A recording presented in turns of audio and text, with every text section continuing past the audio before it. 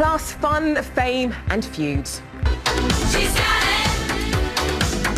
Yeah, baby, she's got it. We'll hear from the pop sensation Bananarama as they lift the lid on their time in the spotlight. I'm your Venus, I'm your fire, your desire. Big hair and big fun. 80s pop band Bananarama on the highs and lows of their time in the spotlight. Now, Bananarama was undoubtedly the biggest girl band of the 1980s, with a huge 28 hits reaching the top 50 of the singles chart. Well, now the two singers who stuck with the band through thick and thin have lifted the lid on what it was really like to be part of such a pop phenomenon. Before we hear from them, let's hear a bit from one of their 80s classics. She's got it. Yeah, baby, she's got it. I'm your Venus, I'm your fire, your desire.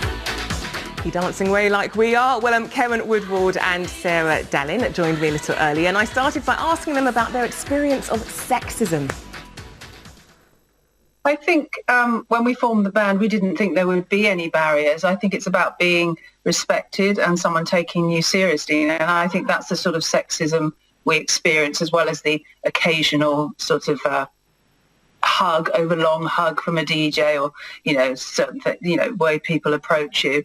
But I think more it was about being taken seriously. Just because we were female, we weren't always given as much respect. How did you fight that? How did you navigate around that in such a male-dominated arena? I think you just keep going, because I never thought I couldn't do something when I was young, and being female, I always thought I should have the same opportunities as everybody else. So what we did was just focus on our music and just keep going and try and not listen to the slights that we had to endure. So, Keren, I guess you could say that you both tried to make lockdown work for you. You wrote all of this book in lockdown. Was it very cathartic, going over your life, going over your achievements? Oh, it was amazing, actually. We had a proposal that we wrote, which was before the Christmas, and we had no idea lockdown was happening, and we agreed our deal with our magnificent publishers the day before all the offices locked down, and I had to make a race home back to Cornwall, and then we had 3 months to finish the book and work on it together, and FaceTime every day, and it was just a fantastic time. The weather was switched up, so I really loved doing it. Yeah, we were lucky to have that focus, really, to be sort of trapped indoors, because it took your mind off the dreadful situation of COVID. So we were lucky in that respect. So do you talk about Siobhan and the splits from when you were the trio? We do talk about Siobhan, and it's funny. I mean, we obviously did a one-off tour with Siobhan a couple of years ago, so it wasn't like there was anything there really to get over. But when you're writing it down, you realise what was and so with so many things in the book, things that might have seemed like a massive deal at the time, you sort of think, well, it wasn't such a big deal after all. I think you have the strength and the ability to sort of weigh up what was going through other people. So we surprised each other with some of the things that we maybe didn't know about each other. But that's what you get for sort of looking back and being honest. What about then, I don't know, the funniest memories? You do a track on Robert De Niro, then you actually meet him. Any funny kind of memories that made you laugh writing this book?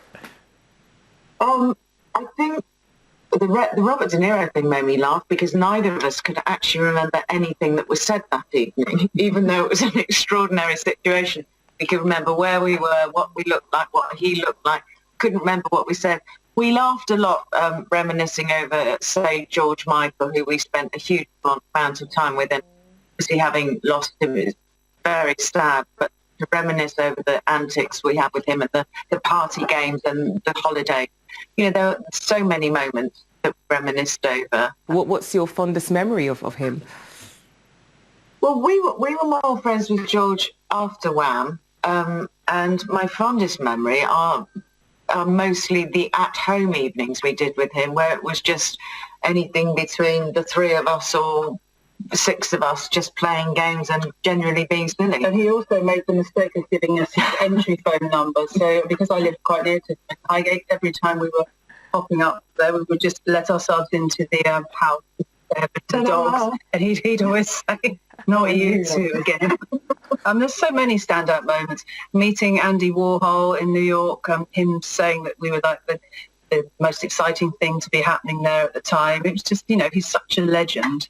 And there's loads of things. Our world tour in '89 we loved. Well, Keren, Sarah, you both, can I say, look amazing. Literally exactly Bananarama. Such a pleasure talking to you both. Really good luck with your book.